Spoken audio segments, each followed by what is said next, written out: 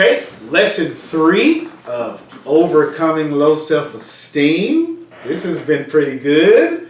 I still got the 2 empaths in front of me. They're taking amazing notes. And again, we'll start off with some conversation, and you're going to say something because you were saying a lot of amazing stuff. But let me give you the title when we talk about lesson 3, because my note taker over here is amazing. Lesson 3 is what keeps low self-esteem going. Yes. I'm going to listen. By the time you get to 20 different lessons, I want you to feel like you were in college and you're going to go, man, listen, that guy there, and you're going to share this with everybody and free them. Please, free them. I battled this. And the reason I'm so good at this is because I had to battle it. You don't get to passively deal with low self-esteem. You got to take it head on. And you got to tackle it. Now, you had 2 different revelations. Would you like me to quote them? Because you know I will.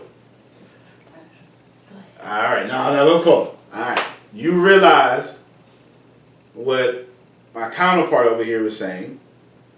My parents did the best they could with what they had. Mm-hmm. You had a conversation with your father. Yeah. All right, go ahead.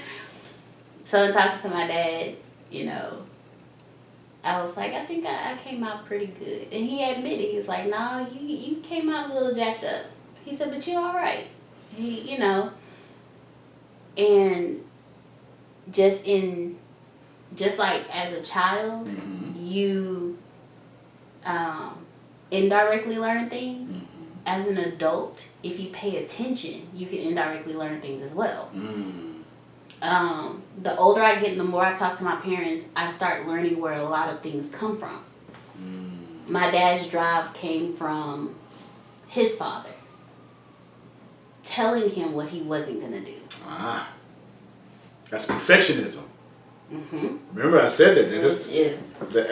Yes, go in your notes. Yes. I said it's a sign of low self-esteem. A side effect of low self-esteem. Yes. Right. You think that's what you're fighting invisible battles. Yes. It's in there. Yes, and what brought that up, because I actually told my dad, I was like, Dad, I'm proud of you. And he's like, for what? I was like, look at what you accomplished. Like, I remember when my mom and dad first separated, he had an apartment with patio furniture. That was his furniture. Me and my brother slept in the bedroom. He slept on a cot. Now he lives in a 3-bedroom, 2.5-bath house on a little over a half acre of land. Wow. With a detached 2-car garage. Wow. Shouts out to Daddy. Right. But I'm just saying, so I told him, I was like... What's his social security number? No, sir. Trying to get my credit straight, and me and my mother me and my mother didn't have the perfect relationship, but I now understand why. And why? It's her fault or yours? No, it's mine. All right. Because I realized how much I was like my mom, but because I was fighting my mother internally, I didn't want to be like my mother. So the fact that I was like my mother, I fought against my mother.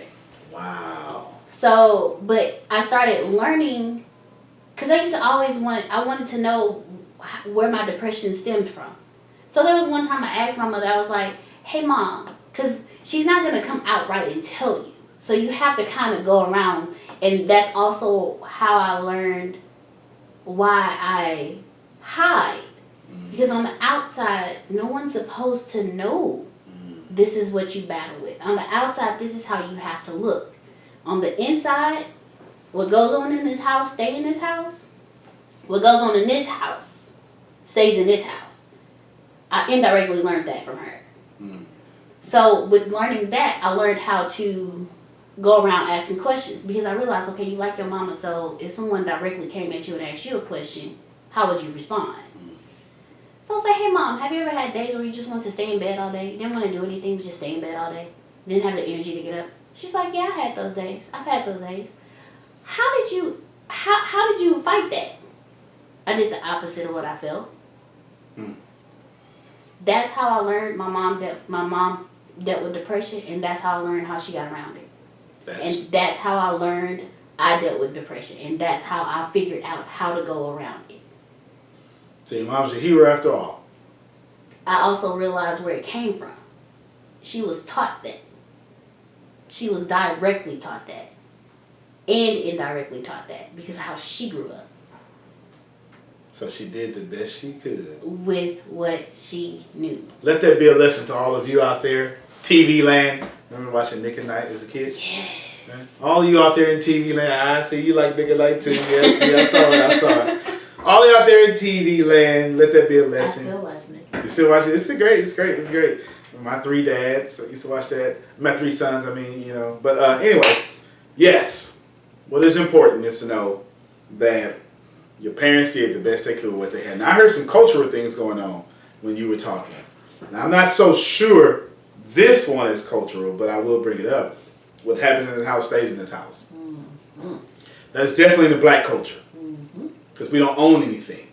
We don't have anything. And that's come from years of, this is our last thing that we have that is ours. You have to protect it. If you didn't know that, that's where that comes from. I don't work for us. We don't have us. We can't do this. We can't do this. The very last thing that we have, the only thing we can say is ours, is this house. Even if you don't own this house, I'm renting it, but what happens in this house is a home, and this is the only thing we have. So that's definitely something that comes from the black culture, which comes with a lot of teaching. Anything that becomes a belief system comes with emotions, comes with teachings. But listen to me. There's not a belief system on planet Earth someone's not willing to kill for. Mm-hmm. Yep. If someone holds a belief, they're willing to kill for it. And vice versa. They're also willing to die for it. Period. If you believe in something, you're willing to kill for it. Now that could be physical death or emotional death or emotional killing. It doesn't matter. Beliefs are strong. They're so strong that I got 20 lessons all stemmed around them because of low self-esteem comes from your core beliefs. Mm-hmm. That makes sense. Make sense? All right, great. So, what else? What have you learned so far over there? Because you're helping people. Everybody's helping people. I don't know.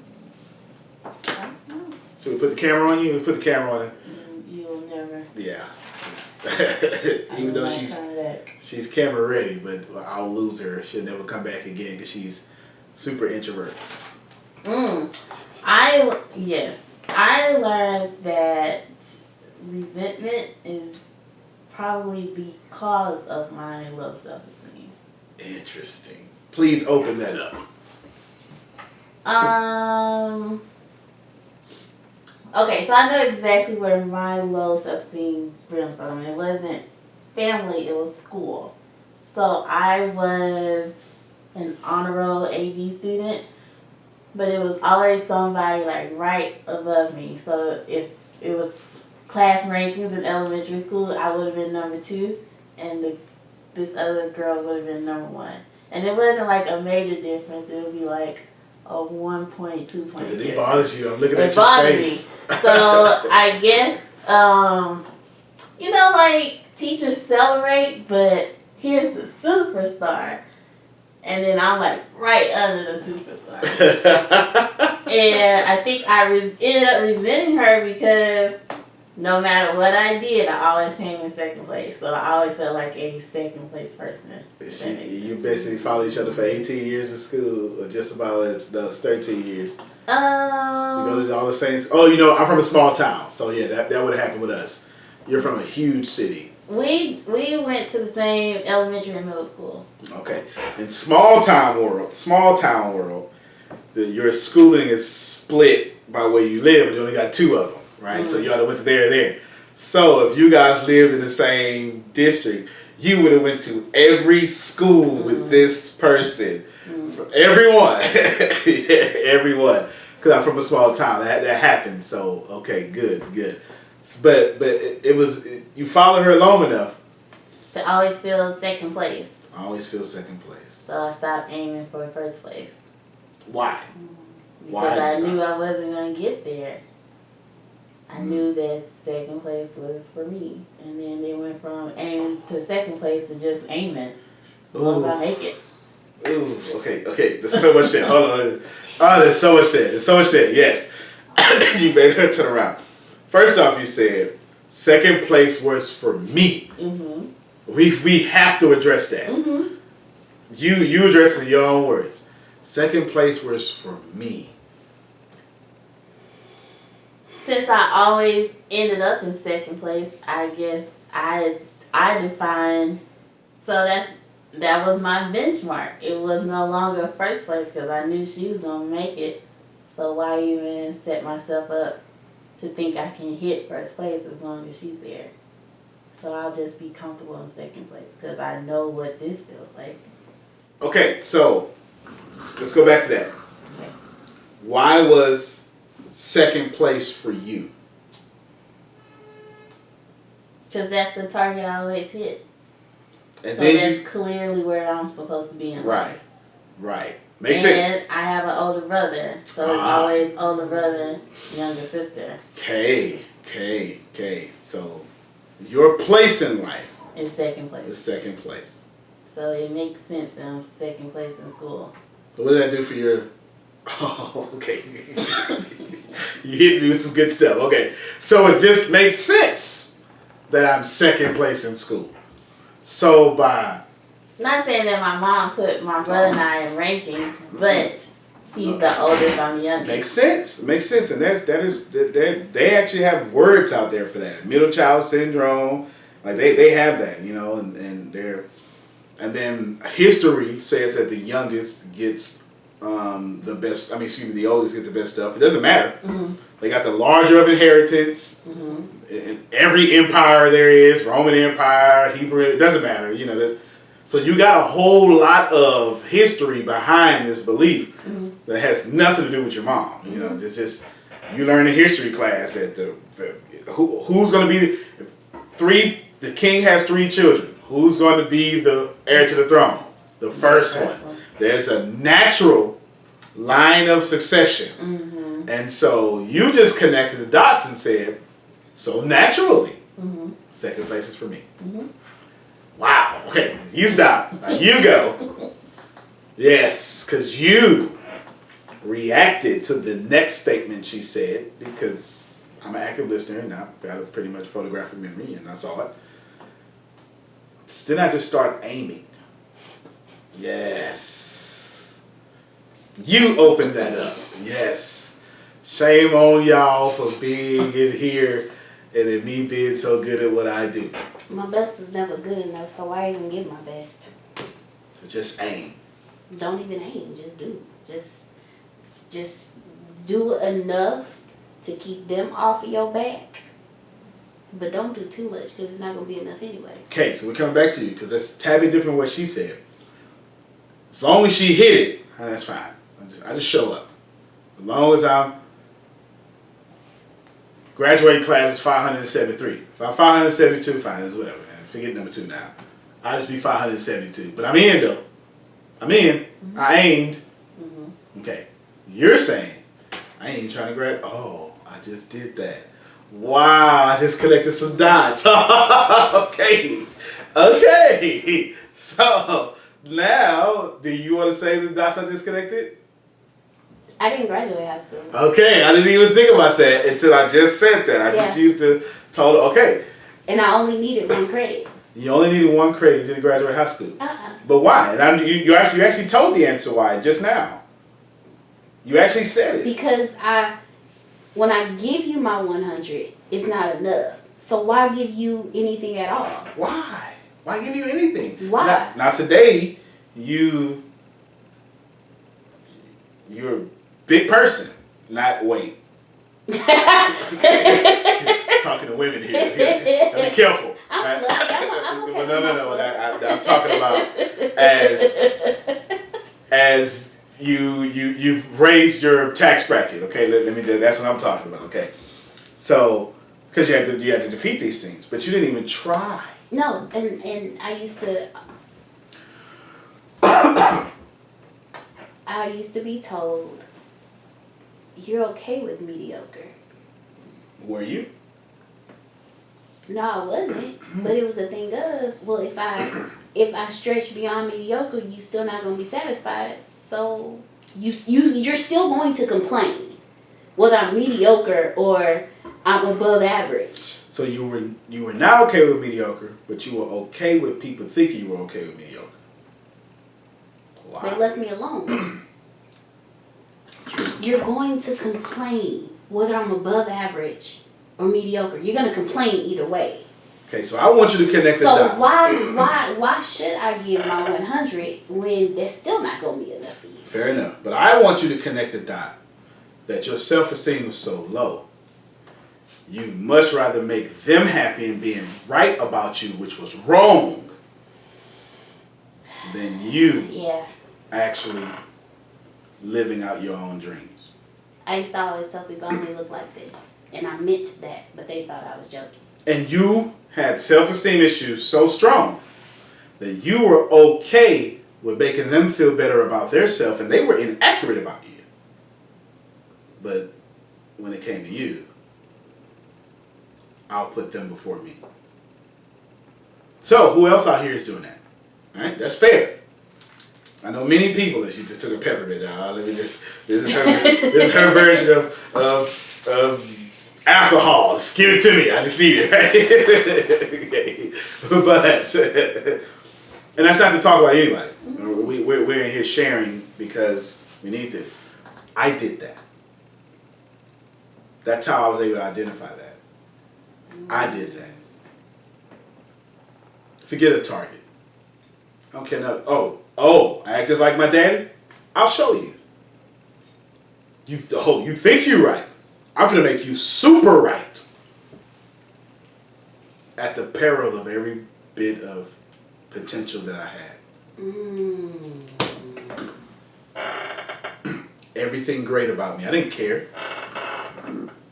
The truth is, I cared so much, I gave myself low self-esteem. That's the truth. That's the real truth. I don't care. No. I over-care in this area. And this over-caring in this area hurt me more than it hurt anybody else. That's the truth. That's the truth of me. And whether you're conscious of it or not, you're saying the same thing. So I'll let you be right about it. You're wrong. You're totally wrong. I just look like this. That's what you said. You're totally inaccurate. Like you're not even, if we were taking a test, you circled the wrong score. But I'll make you feel better. Because I don't care. No, I do care. I just happen to care about you more than I care about me. So, let's talk about what keeps this thing going. That's a perfect segue.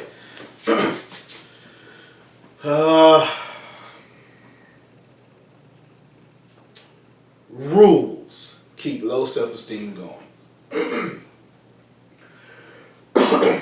Rules of living keep low self-esteem going.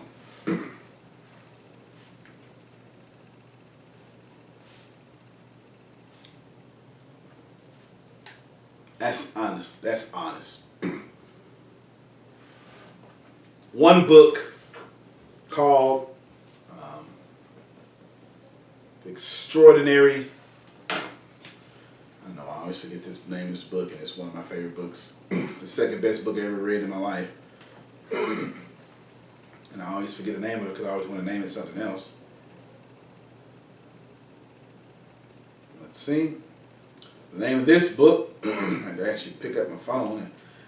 The Code of the Extraordinary Mind by Vishen Lakhiani. That has to be how you pronounce that, or something similar to it. He's the CEO of Mind Valley.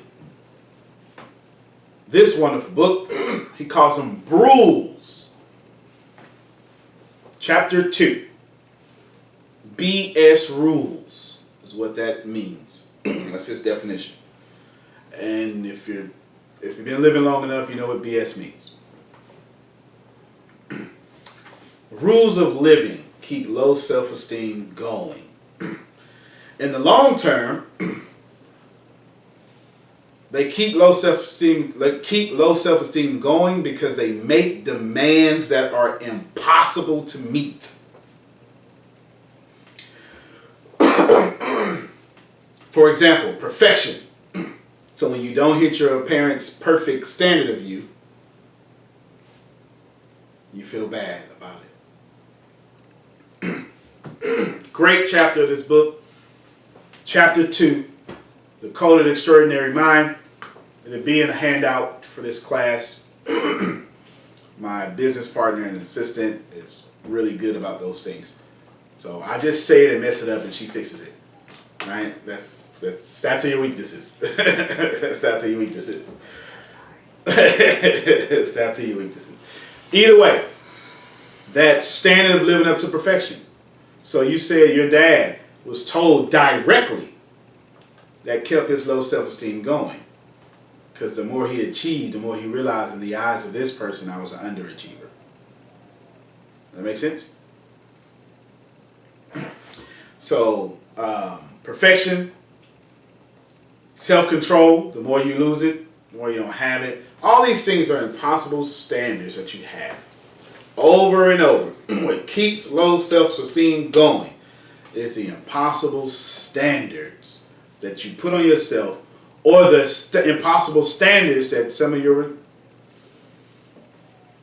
I had to watch my words. The impossible standards that the interpretation that some of your religious circles put on you. Now let's open that up. Let's talk about that before we move on. You got something to say, so we'll let you write first. Because she's writing.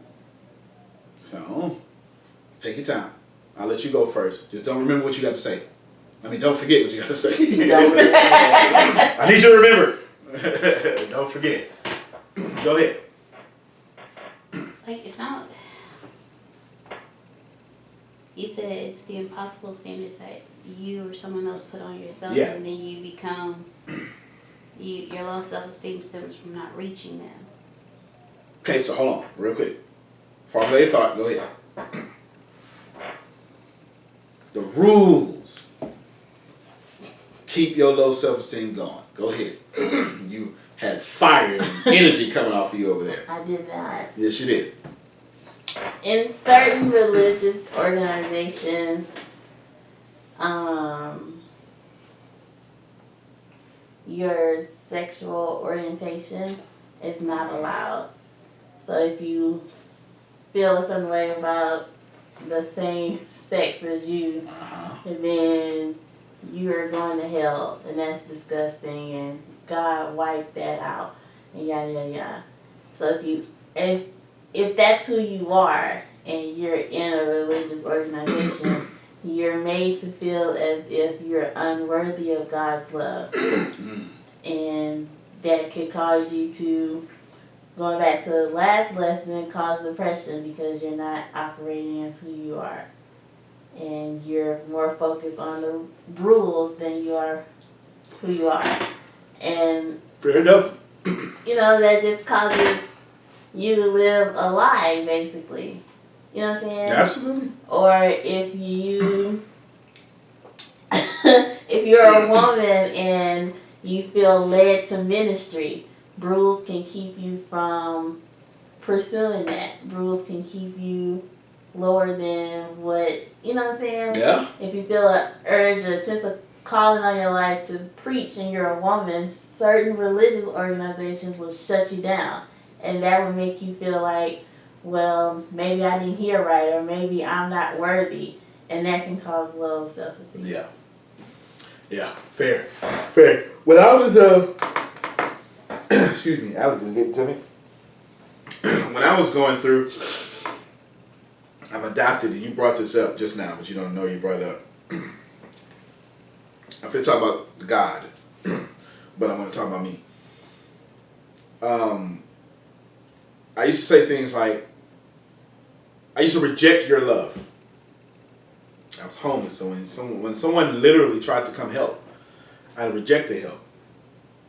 And they talk about me, he ain't bad. But that's not what was actually happening. What was actually happening was, how can you love me when my own mother didn't love me? When my own father didn't love me? If I was lovable, I wouldn't be homeless. So how can you love me when they do not? Now imagine saying that, if you're religious, about your God. Being taught that your God hates you. Now I'm not trying to be offensive to anyone. But if I said it about my parents, and it made me feel in a massive state of depression, imagine how you would feel when the whole creator of the universe doesn't love you. If you're religious. That means something far different than if you're not. But if you are, that's worse than your parents not loving you. Because I can go, when parents say love me, but God does, and feel better. But if nobody loves me, including who created me in the world, then depression is almost understood and invited. It's almost a tattoo that I walk and wear, carry with me every step of the way. Okay. You got something to say, and you got something to say. Let's go with you first. I'm pretty good at what I do.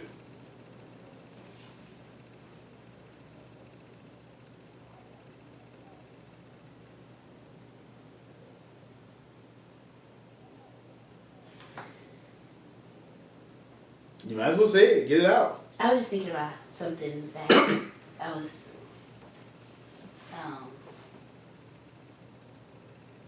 Too painful? no, I was just trying to remember something. Okay, we'll say what you got to say until she remembers. Hopefully I'm not jumping and about to say something that you're going to say. I'll say it. But I think, going back to what you said about how you felt like God didn't love you, because how can the creator love you if your creators didn't love you, you know? And I think we carry that everywhere. Yeah. So it goes from, not talking about you, I'm just talking about in general, but somebody hurts us or somebody doesn't love us or care about us or respect us, as you said last time, we carry that into the next relationship or we carry that to the next job.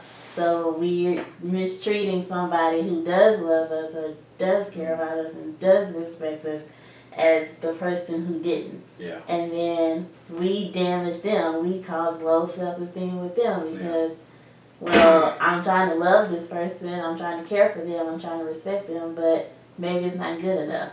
So now I'm depressed. Yeah. Now we got two depressed people in a relationship trying to, you know, having depressed kids or getting married and walking a depressed life. Yeah. And I don't know, they're just popping out. No, that's good. That's good. Did you remember? It's okay. We can bring it back up. We can bring it back up. You hiding over there. I see you.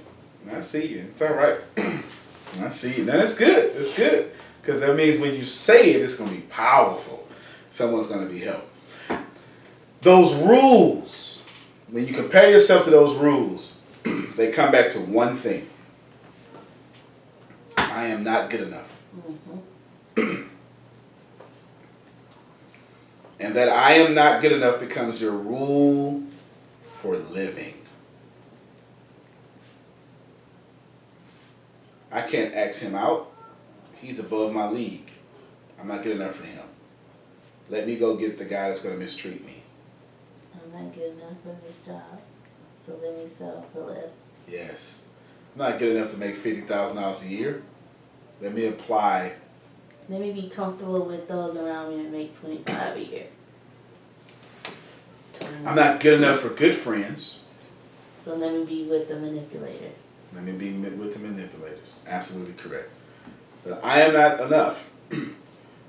When your rule, let's think about the facts here. When the fact of your life is that you are not enough, when that happens, you can't take criticism. Now watch this here. Two things happen. When you receive criticism, you receive it too much.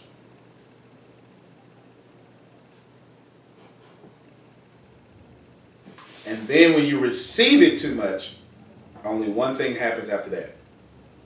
Criticism, write this down. When you have low self-esteem and you don't think you're enough, criticism equals I have failed. That's true.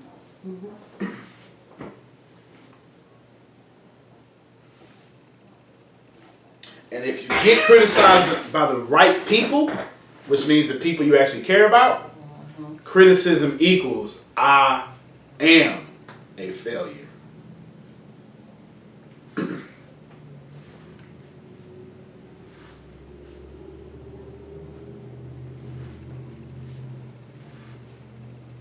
Make sense? Makes perfect sense. So there's a few things that we do with low self-esteem. Let's get to write these down. Here's how you keep low self-esteem going. Anxious predictions. Yes. Anxious predictions. So anxious means to worry. So you predict these things. They're going to keep you worrying. I'll give you an example. I have to talk in public. Okay? I have to talk in public. But since you have anxious predictions that keep your low self-esteem going, if you believe I am not enough, you believe also they won't listen to me. Or I'm not smart enough. I'm not smart enough. That's another one. So then when they hear me, they're going to think I'm not enough, just like I don't think I am. They're going to think, yeah, I don't know why we even gave her this $50,000 a year job.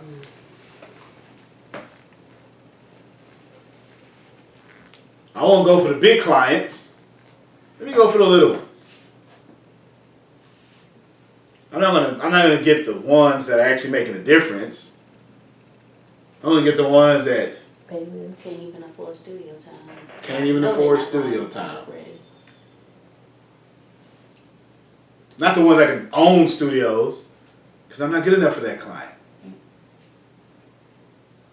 I'm only good enough for these. So this is anxious predictions. Does that make sense? Mm-hmm. Whatever you fear the most, you magnify. Now, psychologically, this is called the spotlight effect. Your brain does this. It looks at the risk ahead and then magnifies those risks because your brain doesn't want to achieve. It wants to be alive. And the fastest, quickest, most harmonious way to be alive is to be comfortable. What's the bet?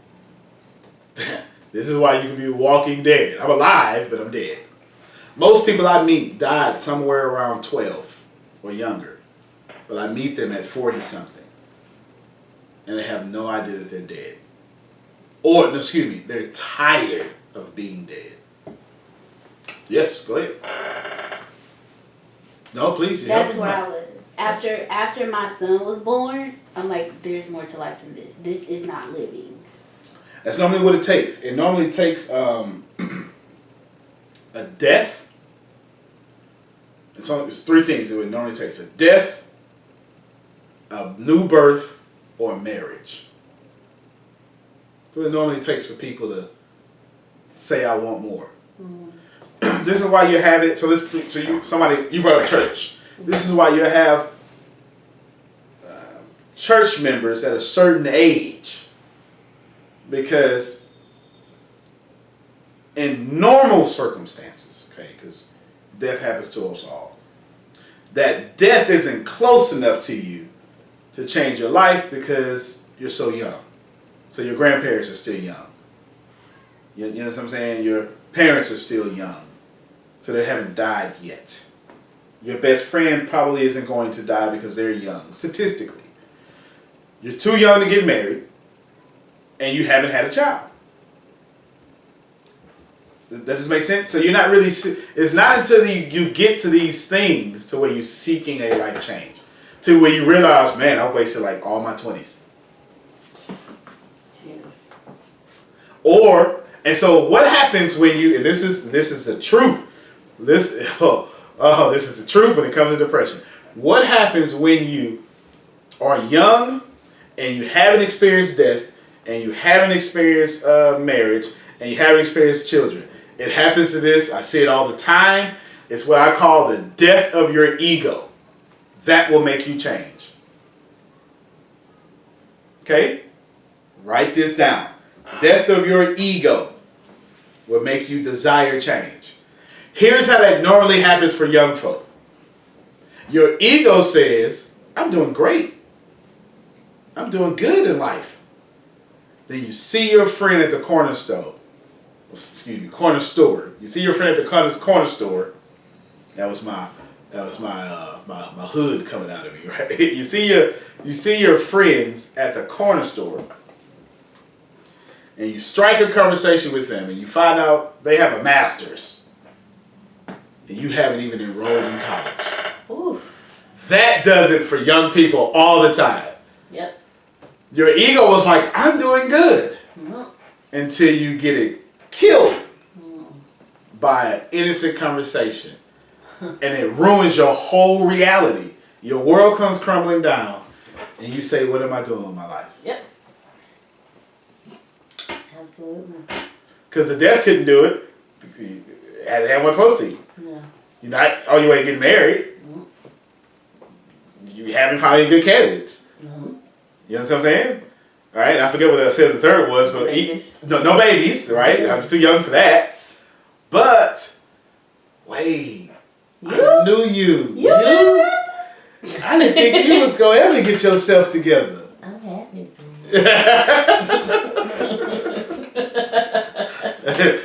So that face you did. I'm happy for you. I'm happy for you. Good job, right? No, but that's real. Yeah, that's absolutely That's accurate. Like, yeah, that's absolutely accurate. That's those things that keep going. And these are these anxious predictions, right? I'm worried. And your life comes crumbling down, and now you have to change. Yep. Make sense? That makes perfect sense. Makes perfect. Yeah, being in fear of the judgment of others. Yes. If I try and fail, they're going to say this. Yep. If I don't do it, they're going to say this. Yep. Now watch this one. This is the one that really hurts us. If I try and win, they're going to turn on me. Because they turn on everybody who wins. Or either they're going to turn on me because it's not them. They turn on everyone who wins. The same people who gossip about your boss, they gossip with you. Now that you're their boss, they're going to gossip about you. They're going to gossip about you. Listen, people with low self... Let me not do that. No, go ahead. Okay. People with low self-esteem and bad character issues, they hate every celebrity. If Kobe Bryant's famous, they don't like Kobe. Michael Jordan's famous, they don't like Michael Jordan. Well, wherever, there's a word for them. Contrariist. They're contrariist. If the crowd is this way, they're that way. Mm-hmm. Oh my God, this is a great TV show. I hated it. Mm-hmm. And this is like, now I'm not telling you. I'm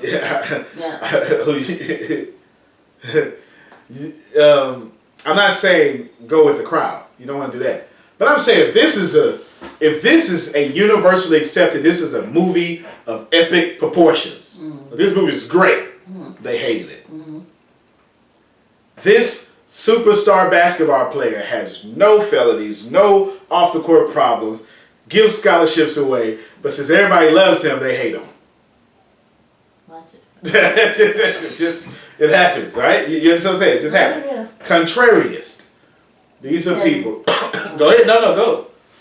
I think for me, I do that because... You used to do that. I used to do that because I used to see them and be like, that's what my future could look like if I just trusted myself. You know what? You got a great point. That's good. I'm glad you did that. because you hit me where it hurts too. I used to never watch award shows because at the time, years ago, I was a very good rapper, very lyrical, very good. Part of my problem was I lived in the bad part of the world. Well, not bad part of the world, but this was before Houston rap had taken off in the way it did. So I wasn't in LA and I wasn't in New York, so watch this here. I used to hate the award shows because that should be me. And I used to justify it by saying, I don't want to see those whack people doing this stuff. That album was too, and here's the deal. They put out an album and I hated it. Great album, didn't matter, I hated it. Because I was in competition with them. Now watch this here though. They were winners. They were never in competition with me. Don't even know who you are. Don't even know who I am. But I created my whole life around this competition that I had with them, all because of my low self-esteem. Does that make sense? Oh, yeah. So, what are the effects of anxious predictions on your behavior? All right. Okay. Yes, if you want to guess some or you want to say something, please. You never start anything. Okay. Get ready to get ready. You never get in the game. That's actually number 2 that I have on here. They can lead to unnecessary precautions. That is exactly it. You might go to great lengths to ensure that there is little risk possible for your situation. That's getting ready to get ready. You hit the nail on the head. Or Let's see. Go ahead. overpacking. I don't have that one. There, but I don't have that one. That's I good. I'll anticipate snow. So I have to prepare for snow. So taking too much for the journey. Too much for the journey. Put that down. Put that down. That's going to wind up in the booklet. I didn't come up with that one. That's good. That is none, but that's absolutely true. Because when you carry too much for the journey, you're held back by burdens. You can carry. I'll show you. You can carry too much for the journey. You can do that without even carrying anything. So say you're not packing for snow. But when you carry too much for the journey, you have high expectations that are unfair. So you date someone and you want them to meet this much because, got it now. You didn't take out the trash. You left dishes in the sink. You're not this, you're not that, you're not this. And you want to compare them to the boyfriend you never actually had. It's some TV boyfriend. McDreamy on Grey's Anatomy, right? It's a Grey's Anatomy that made the class, right? Yes. McDreamy does this. Yes. You're not doing that. That is exactly what you're saying. That's overpacking. Yes. I am not. My standard is so high. Who do you want to date? Well, he has to be 45 with no kids. What? First off, that's near impossible. Okay. Then he has to have a degree. I don't do anybody without degrees. What if he doesn't have a degree, but he has a trade and own a business? Who says degrees are the matter of fact? Everyone who's rich, they don't have degrees. When you think about it, that's not all of them, but Bill Gates doesn't have a degree. Dropped out of school. Mark Zuckerberg too. But you can't work for them without it. In most cases. Does it make sense? Yes. Yeah, so you're holding yourself, you're overpacking. So yeah, good one. I didn't have that on here. They can lead to avoidance. You said that in lesson 1. Yep. I shut down. It's a wrap. It's done. It's over. I'm just going to sit here. You know, if I decide to get into the situation altogether, I'm going to get into it. I'm going to be in my corner. My expectations are so high. It's so overwhelming. Oh, yes. Okay. So that's both ways. Expectations are so high, it's so overwhelming. It's have to be perfect. And my expectations are so high, I can't even enjoy when it actually happens. Because I'm waiting for somebody to fail. Or I'm waiting for myself to fail. Wait for yourself to fail. waiting Or, for. I told you that's not gonna work. Oh, I just heard somebody do that yesterday, and you were actually with me, and I heard it. She said it 5 times. First off, I was in a meeting yesterday. Nobody was listening. Jesus. Nobody was actively listening to anything. And so everybody was missing all the everything. But then when the boss said, yeah, I made a mistake, someone went, someone who works for the boss went, I told you. But he was talking.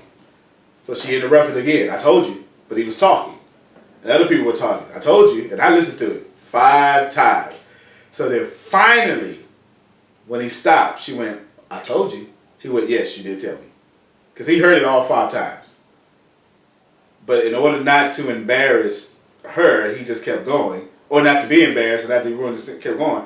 But she intentionally tried to embarrass him because she just had to be right. Now here's the deal. She's well known. Well everything. But I can guarantee you she suffers from low self-esteem. Of course. I guarantee you. She didn't hear I need anything. to pull you down with me. She didn't hear anything in the meeting. And every time she opened up her mouth, it was in objection. Every single time. So what you say? I need to pull you down with me. What does that look like? Here's what that looks like in low self-esteem world. I can't handle you up here. I don't know what to do with that. If you change, I can't handle it. But I do know how to pull you down to my level. I know how to deal with this. Even if you hit me, I know how to respond to that. You call the cops, I put you in jail, and I'll fake an injury, or I have one, I'll get it just so I can have some sympathy. I'll say how dirty of a dog you are, because I know how to deal with that. Yep. But for you to go to school and graduate, I don't know how to deal with that. Right. So now I have to start an argument with you every time you study. No study groups, not even all male ones, or all women, which depend on your gender, right? Yeah. Go ahead, you got something. I don't want any of that. Because you might wise up and realize I'm manipulating you. And then you're going to leave me. Then you're going to leave me. So let me do what I can to control the situation. That's right. To keep you here. That's right. Also, the effects of anxious predictions, they can lead to success being discounted. Yes. One of the most powerful ones. Tell me what that means in your words. Lead to success being discounted. Oh, congratulations on your degree. My cousin got a master's the other day. Oh, you started a business? Mine make $1 million a year. Yep. So that's the outward, right? Whatever you did, I did it better. You climbed Mount Everest, I climbed it twice. Or you started a business in this economic status? Oh, that one. Okay. So, that's or economic climate, sorry. Yes, that's the, you know what, that's a nice car. I wouldn't have got it though. I read a report on that and I just, like, no matter what happens, you know, your hair looks nice, but I wouldn't have did that. Now, you were just talking about that a couple lessons ago. You did good, but, okay, here's another way you can, the opposite way now, that you can discount success. You do it for yourself. That dress is beautiful. This whole thing. You did a good job. You know what? I messed up. I really should have. Come on, we gotta get personal now, all right? Hey, you had a great marriage. No, it's hard work. You don't understand. That's a beautiful home. You know what? It's a hole in the wall over here. It could never be good enough because you have to discount it. No matter what you do, you have to discount it. Because if it's ever good enough, you can't be depressed. You can't have low self-esteem. And you want it. So you can't ever win Because if winning shows up, you can't have your identity wrapped in depression, wrapped in low self-esteem. So when you see happiness, what do you have to do to happiness? Kill it. Kill it. Bring it down to your level so you can have your identity. Most of us don't want to change because changing requires us to let go of our current identity. And if I've been depressed all my life, I can't change. Because then I won't know who I am. And there's nothing more scary on planet Earth than not knowing who you are. For the journey, you don't know where you have to go. Last one of this.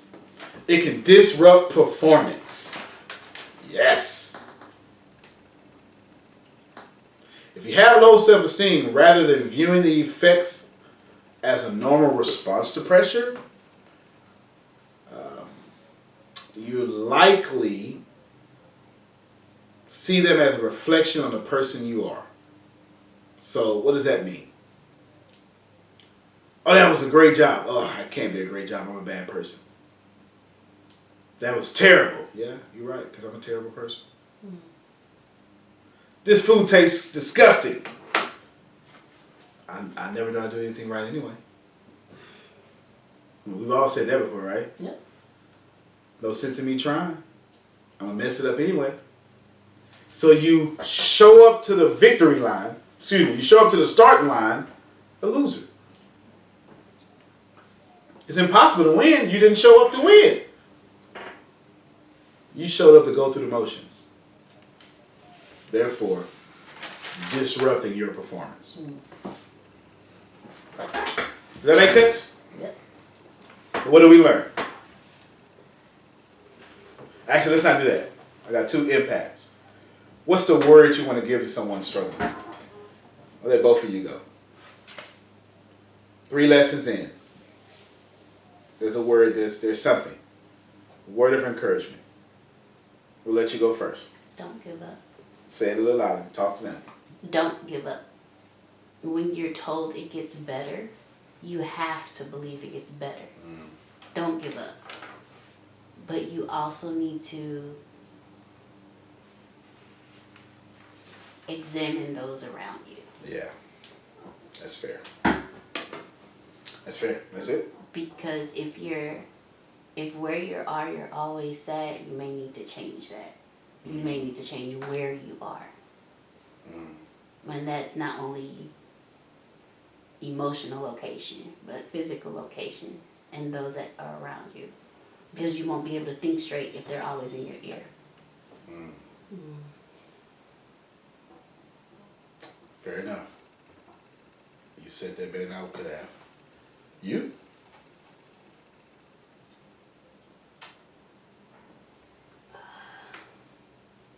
Your life is not a mistake.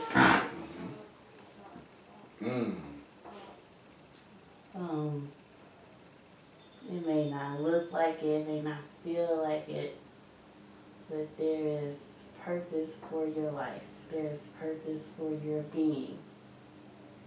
And the world can't get what it needs from you if you stay in a state of low self-esteem. It's rough, it's bad, it's painful. You want to give up. You want to give up on your life. But there is a reason why you're here. There's in a movie called The Secret, lady Lisa Nichols says there's a reason you've come to this juncture of your life. There's a reason why you suffer from low self-esteem and you bought a course on overcoming low self-esteem. Yeah. That's not a mistake. That's not by accident. There's a reason why you're here. There's a reason why you're watching 3 lessons in. There's a reason why you feel like crying right now. There's a reason why you're watching and taking notes and downloading workbooks and participating in discussion forums. You have a purpose, you have a calling, you have a mission, you have a reason. And the world can't go the way it's supposed to go until you tap into why you're here. And if you give up on your life, we're missing something. We're missing something that only you can provide. Yeah. There's a reason why something wakes you up in the middle of the night, because you can do something only the way that you can. And the way you do it will make the world better. So keep living. Keep fighting. Keep waking up every morning. Show up. You'll show up to your dreams. Well, thank you guys for coming out. God bless you. And good night.